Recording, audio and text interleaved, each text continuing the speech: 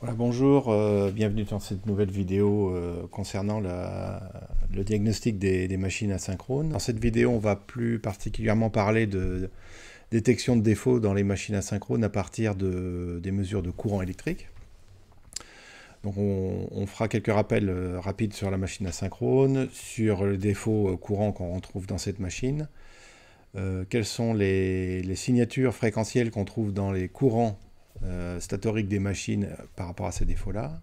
Et on fera un focus particulier aujourd'hui sur la problématique de la vitesse variable, c'est-à-dire qu'est-ce qui se passe exactement quand la vitesse de la machine varie et qu'est-ce qui fait finalement pourquoi une analyse classique de type Fourier ne fonctionne pas. Donc quel est le problème véritablement en vitesse variable? Tout d'abord, on va faire quelques rappels sur la machine asynchrone. Donc en fait, on rappelle que c'est un moteur qui est alimenté par un réseau triphasé, qu'on va définir de fréquence FE.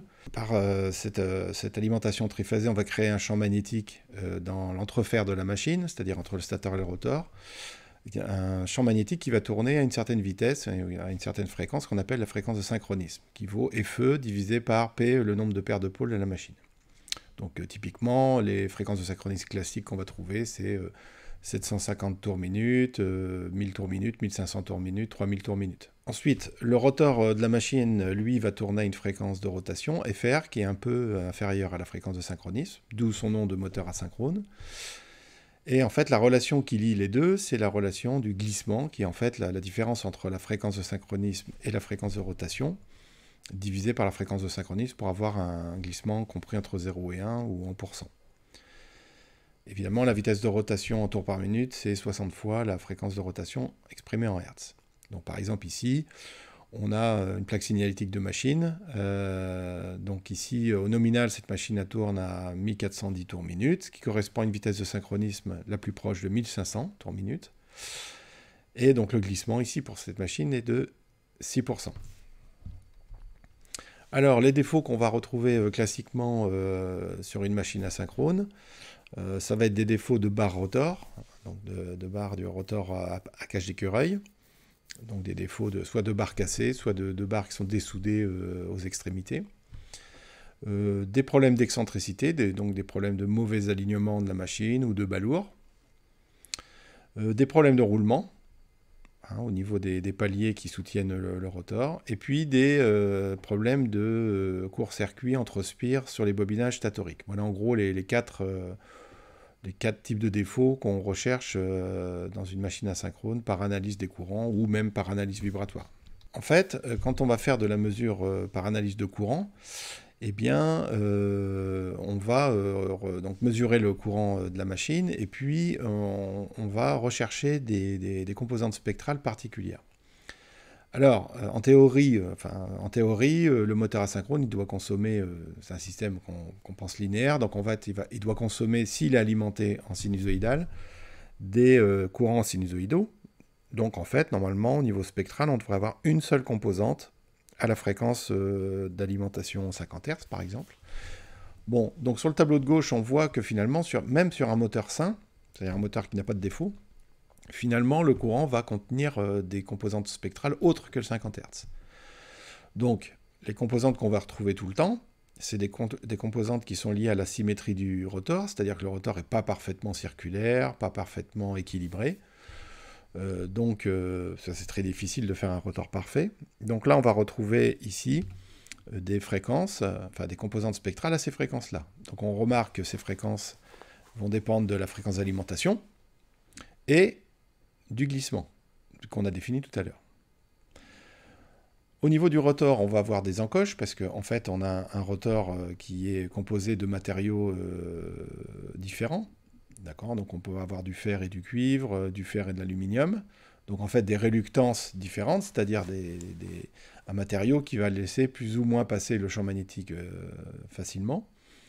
Donc ces encoches, ces différentes encoches, vont générer des fréquences aussi qu'on peut retrouver dans le courant.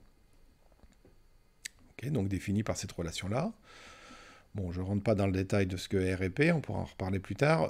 On voit quand même que ça dépend de FE et du glissement. Ce moteur-là, il entraîne une charge qui peut générer des oscillations de couple. À ce moment-là, dans le courant, on va trouver aussi des fréquences qui dépendent de la fréquence d'alimentation et aussi de la fréquence de rotation. Et puis on peut trouver aussi des fréquences liées aux harmoniques de courant, c'est-à-dire si le moteur n'est pas considéré comme un système linéaire, il va générer des harmoniques à ces fréquences-là. Donc finalement, dans un moteur sain, contrairement à ce qu'on peut penser, dans le courant, on va trouver tout un tas d'harmoniques. Bon, maintenant, si on a un moteur défectueux, donc là j'ai remis les 4 types de défauts qu'on recherche, ben, on va retrouver ici des fréquences caractéristiques de ces défauts-là. Donc je les ai définis ici. OK. Alors on remarque quoi? Ben, on remarque déjà que toutes ces fréquences de défaut là qu'on recherche dépendent de FE et dépendent du glissement. Or, le glissement, ça dépend de la vitesse. Donc, déjà, on peut en faire une première conclusion, c'est que toutes les fréquences de défaut qu'on recherche dépendent de la vitesse. Alors, ça veut dire quoi? Ça veut dire que si le moteur est à vitesse fixe, ces fréquences seront dans un spectre et ne bougeront pas. Donc, on pourrait aisément les retrouver. Okay.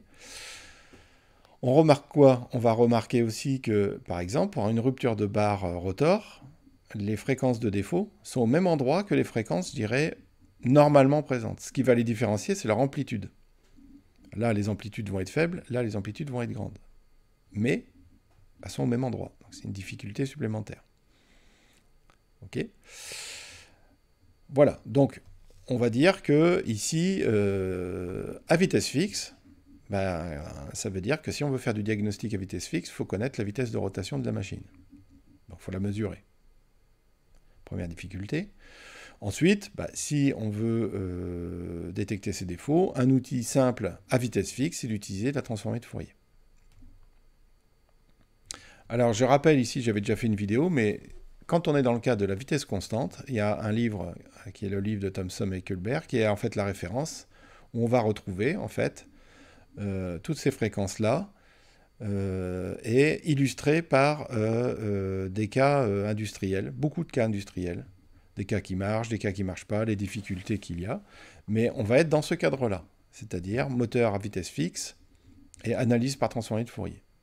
Donc je dirais c'est vraiment la référence, et on peut considérer que c'est un livre qui résume assez bien ce qu'on sait faire, ou ne pas faire d'ailleurs, sur des machines à vitesse fixe.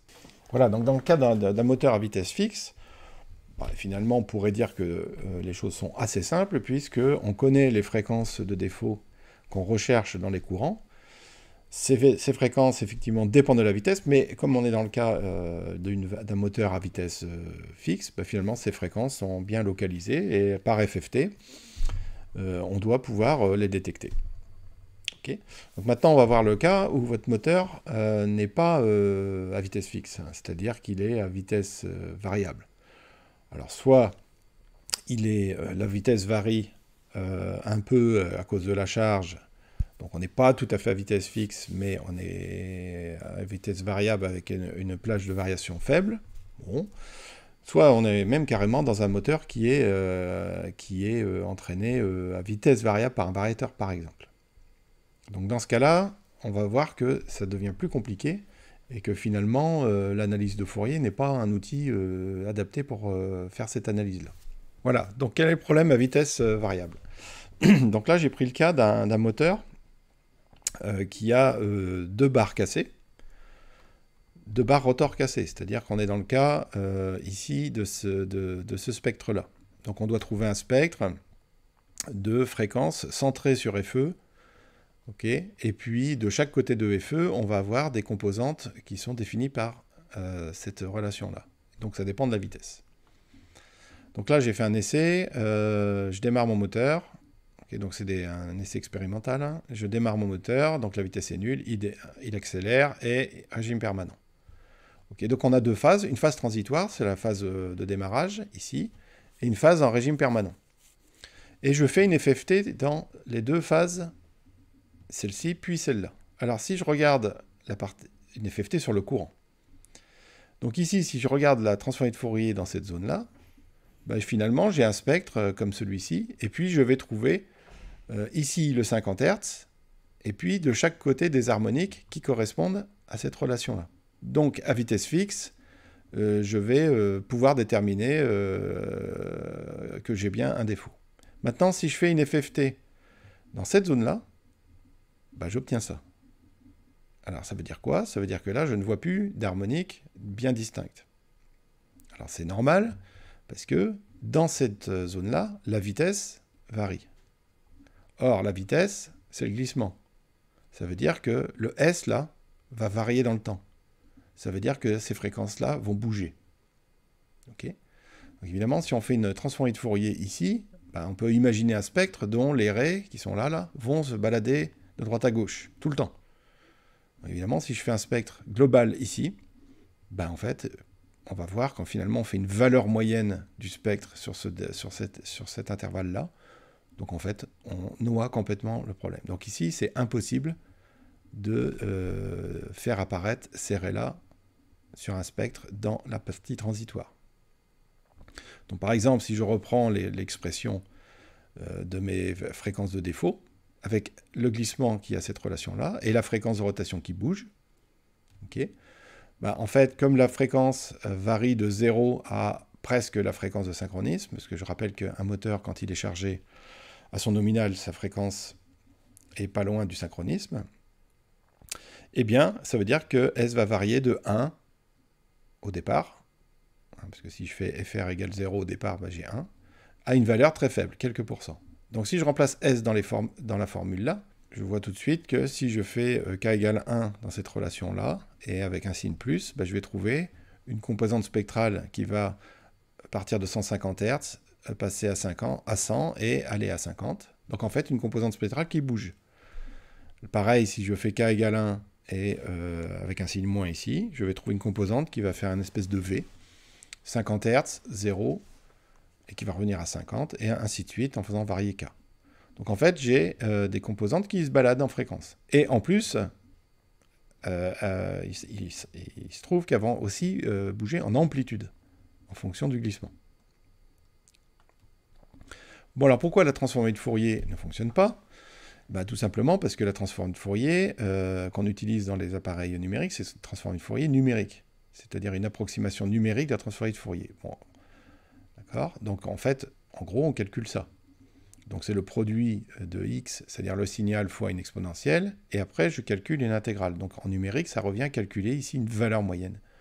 Donc en gros, si je calcule ma transformée de Fourier sur un certain intervalle, en fait, je vais calculer une moyenne sur l'intervalle considéré. Donc on a un spectre moyen. Okay? Donc en fait, ici, ça veut dire que là, ce que j'ai tracé là, c'est le spectre moyen entre là et là.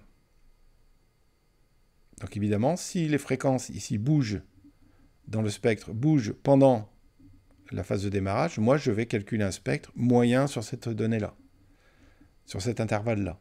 Donc en gros, bah, je vais lisser complètement le spectre, et donc ici, tout ça va être gommé.